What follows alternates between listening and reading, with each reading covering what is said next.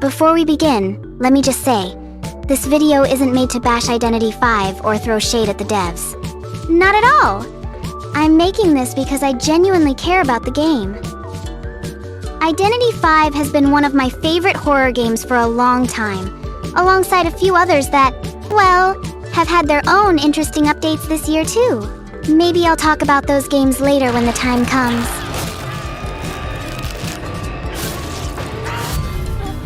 Now, for those of you who've been around since Season 1, you probably remember that Identity V used to be a horror game at heart. I know it sounds dramatic, but it's true. Sure, it wasn't super gory, thanks to the ever-watchful eyes of censorship, but the spooky vibe was definitely there. Getting chased by creepy hunters, exploring a haunted mansion, and uncovering unsettling lore, it gave you that eerie, skin-crawling feeling that made it stand out. The story still holds on to the atmosphere of the game, even with the retcons and moments that didn't quite add up. The core tone still has that slightly disturbing charm that we all signed up for. The gameplay, though, is a different story. Somewhere along the way, things shifted. What used to be a dark and suspenseful horror experience slowly turned into something much more lighthearted. Now we have a whole collection of lovely, simp-worthy characters, aesthetically pleasing maps, and enough minigames to start a casual gaming app on the side. And when I say minigames, I mean minigames.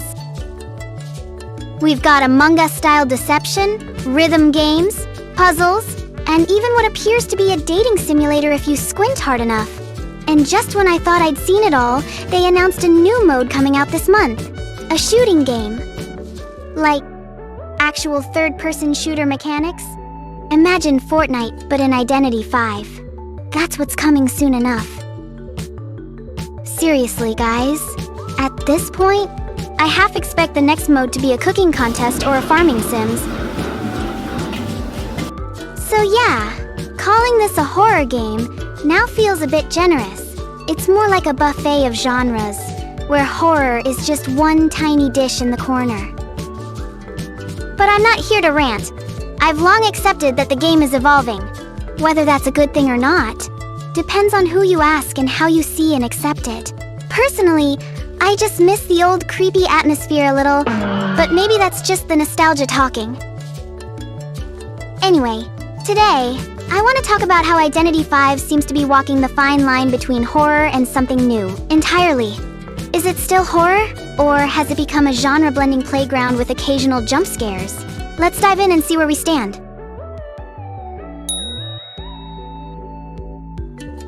In one of my videos, I talked about how Identity V started from a concept all the way back in 2016. Back then, it actually tried to be a horror game. Creepy atmosphere, unsettling vibe, and characters that looked like a haunted version of Cookie Run. It was weird, but it worked. And, well, that alone said a lot about this game. Now, of course, no one expected IDV to have the same bloody and gory level as Dead by Daylight. Not with the censorship in place. There's only so much horror you can do when blood is basically illegal. But even with all those limitations, Identity V still managed to stay true to the horror genre. Well, back in those good old days anyway. There were just so many elements that made the game feel genuinely eerie. Let's start with the characters. The early hunters were something else. Clown had this rocket dash thing that didn't only launch rockets, but also launched pain and panic. And that smile? Yeah, that's the type of smile that haunts your dreams, not warms your heart. Leo Beck? The guy looked like he walked straight out of a Victorian revenge novel. His face was wrapped in bandages like a walking metaphor for don't ask. But even if the hunters didn't creep you out, the atmosphere definitely did the heavy lifting. Veterans remember the original tutorial with Detective Orpheus wandering through the empty, supposedly haunted mansion. It was dusty, dead, silent, and full of ghost story potential. At the time, everyone sort of silently agreed that there was probably a ghost or two lurking around. That was just how IDV felt, like horror, without needing to scream in your face. I can attempt to reconstruct the scene, and even find out information about the author. The music added a lot to that vibe too. Back then, the soundtracks weren't just background noise. They were anxiety in audio form. Every time you got chased, the music cranked up like it was trying to trigger a fight or flight response.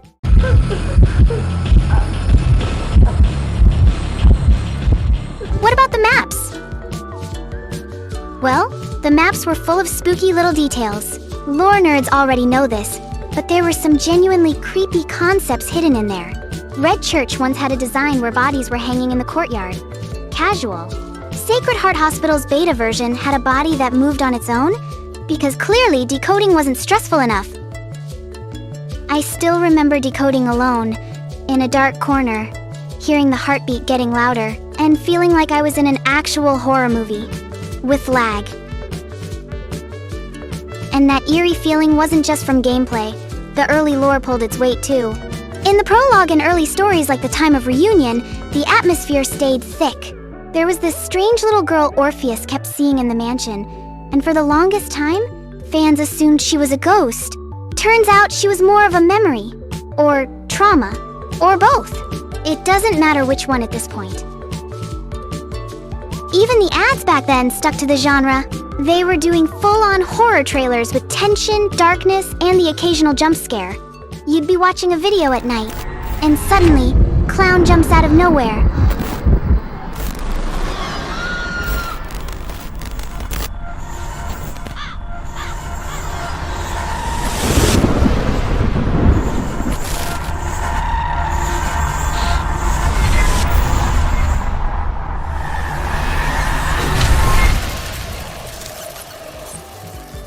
So yeah, IDV used to be a horror game.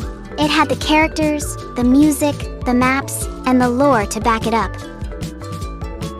But it didn't take long before things started shifting. Less than a year later, horror took a back seat. And now? Well, now it's got dating sims, rhythm minigames, and Fortnite-like shooting modes fighting for attention. It's not bad, just different, much more casual. More cozy boots with bunny ears than Haunted Mansion at midnight.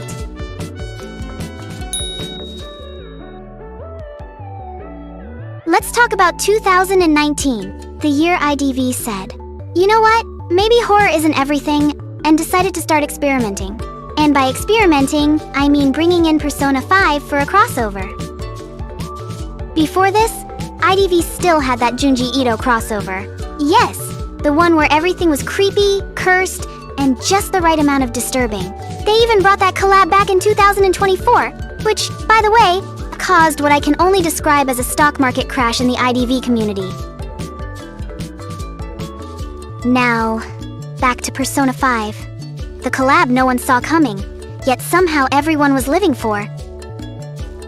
Fans were sprinting to snag their fave skins like it was the final day of rank season. Dancer mains, in particular, completely lost it over Ann Takoyaki. Takamaki. Understandable, really. Persona 5 is basically royalty in the gaming world. So of course, the IDV devs clocked the golden opportunity and ran with it. Smart move. It gave IDV massive exposure, invited a bunch of new players, and conveniently padded NetEase's wallet. But let's not ignore the side effect. That was the moment IDV started its slow descent into a not-so-scary fashion show. The horror? Still technically there, just wearing eyeliner and designer boots now. The vibe shift didn't stop there. New hunters rolled in, and suddenly, we weren't just screaming in fear, we were screaming because they were hot. I mean, look! Michiko, Mary, Joseph, Galatea, Ithaca. These aren't horror villains. They're walking fanfiction fuel. Even Haster. Man has a faceless model, but still got fans swooning like he's the lead in some tragic gothic romance. And Violetta? When she first showed up, she was eight-legged nightmare fuel. Total monster movie material. But by the time closing night hit in 2024, she went full glam. Somewhere along the lore train, she evolved into this tragic beauty queen that half the community would absolutely risk it all for. If she were real, there'd be a line of thirsty players asking her out before she even left the manor gates. Now compare all of that to the early hunters. Leo Beck, The Joker, Bane Perez, Jack the Ripper. Those guys came straight out of a slasher flick. Their designs were meant to unsettle you. The horror wasn't just in the gameplay, it was in the characters themselves. Fast forward to now, and we've gone from run for your life to is it bad if I want to get caught? But of course, it's not just the hunters that changed. Everything else started shifting too. The music, for example. Once upon a time, it was anxiety-inducing in the best way. Now, you're getting chased while Kevin MacLeod's polka plays in the background.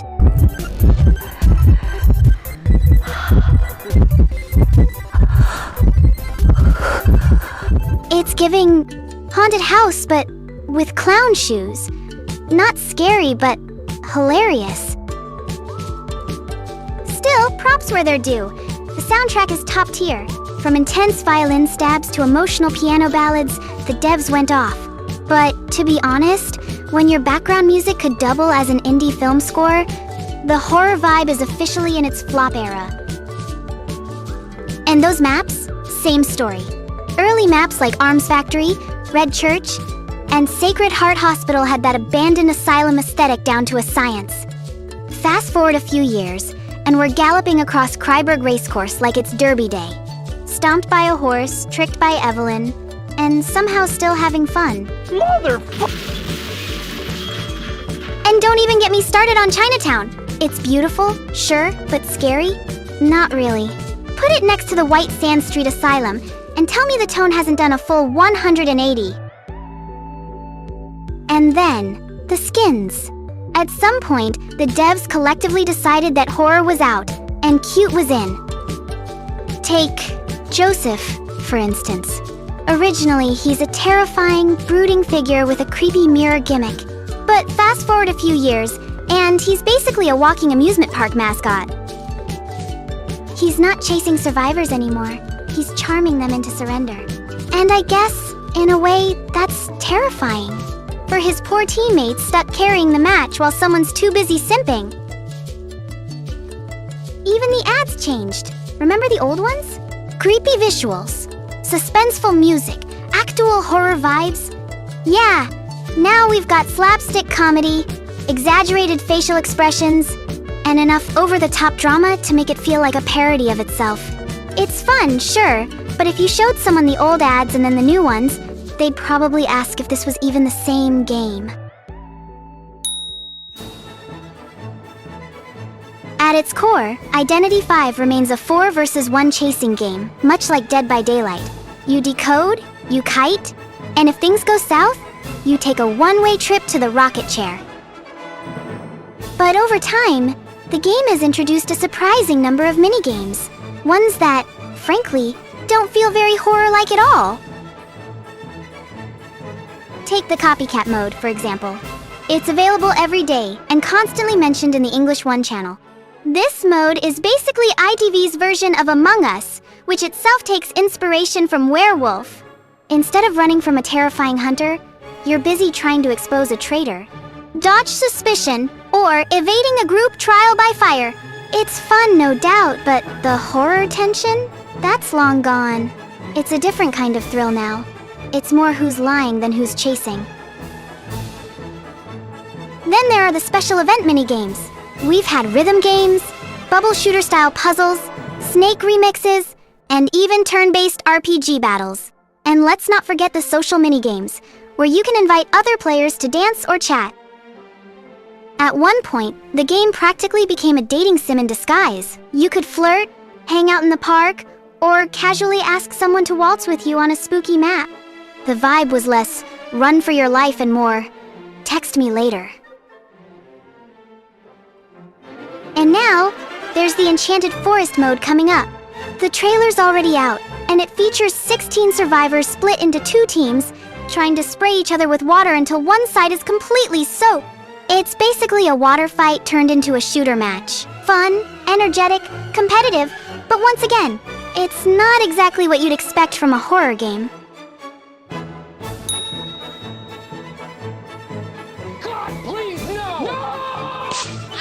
Now that we've looked at all these shifts, let's get into the real tea.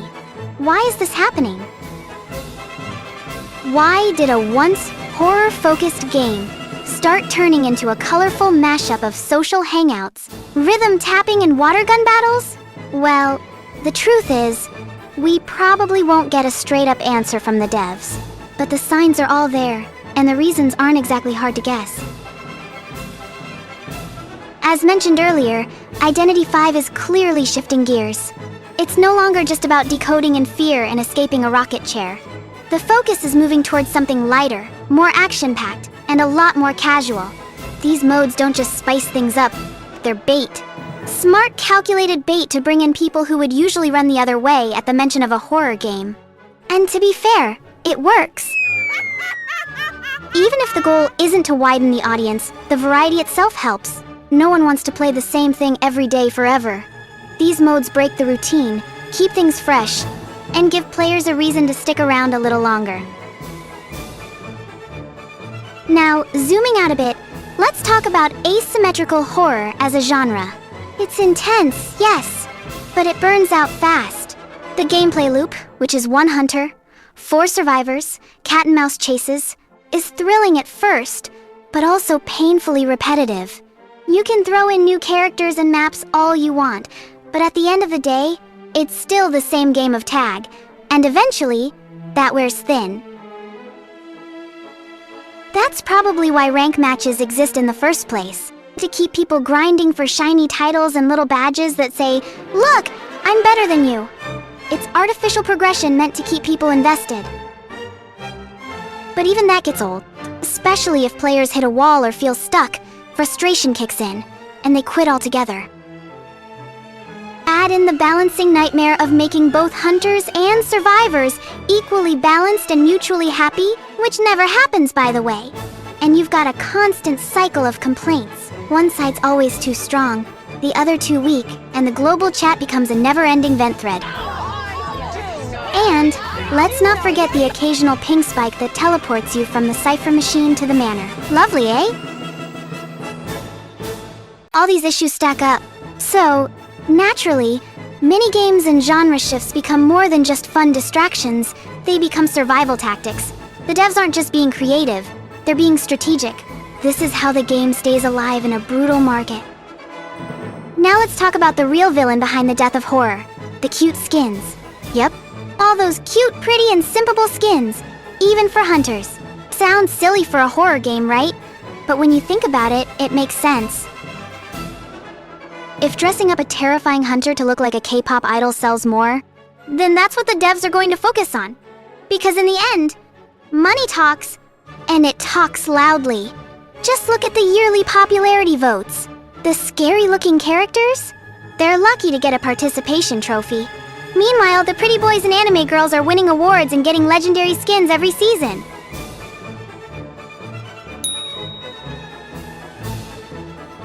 If you've scrolled through the chaos of Twitter replies, Reddit threads, or Discord debates, you've probably seen just how divided the Identity V community is over this whole Fortnite-style mode.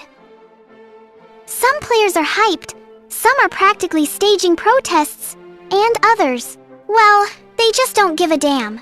Probably too busy grinding rank or simping for Vera to care. These reactions really fall into a few camps. On one side, you've got the purists, the horror loyalists, the ones who want this game to stay true to its roots, dark, twisted, and just a little traumatic. To them, this shift toward cute minigames and neon water guns feels like blasphemy. They want the raw panic of decoding, while that one gamekeeper breathes down your neck, backed by stress-inducing music and eerie maps. That's peak Identity V in their eyes. No fluff, no frills, just straight-up fear. Then, we have the chill crowd. The, if the devs want to make a puzzle game, so be it, crew. They're along for the ride, no matter where it goes. Horror? Sure. Battle Royale? Why not? A rhythm game? Cool. Lore itself already feels like a puzzle anyway. For them, the real terror isn't the hunter. It's that red ping spike, right as the gate opens. Now that's a jump scare. And of course, there's the enthusiastic bunch who are all in for these minigames. I won't point fingers, but let's just say, If you've got a single-digit win rate and nightmares about rank matches, this new mode probably feels like a gift from the heavens. More casual gameplay means less stress, more fun, and hey, finally a break from being tunneled 3 seconds into a match. Sometimes, all people want is to enjoy the game without feeling like they're being hunted in real life. All these takes are valid, and honestly, watching people go back and forth about it online can be just as entertaining as the game itself. The Play Store reviews? A whole novella. The memes? Chef's kiss. Even if I don't join the debates, I love seeing how passionate and dramatic the fandom can get over every little update. It's part of the charm. Now, if you're wondering where I stand on all this, well, it's kind of a bummer to see the horror vibes fading away. I do catch myself thinking, is this even a horror game anymore? But at the same time, I've accepted it. Like it or not, the game's evolving. And the devs probably didn't just throw darts at a board to come up with this shift. They've likely crunched the numbers, read the feedback, and decided this was the direction to go. That said, the horror isn't completely gone. It's just taken on a different form. No more monsters lurking in the fog, but we do have the true nightmare. Teammates in Mammoth rank who still don't know how to pop ciphers properly. Or that one heart-dropping moment when your game disconnects right before you jumped into the dungeon. That's horror. That's tension. Same panic, just less blood. So maybe Identity 5 didn't drop the horror.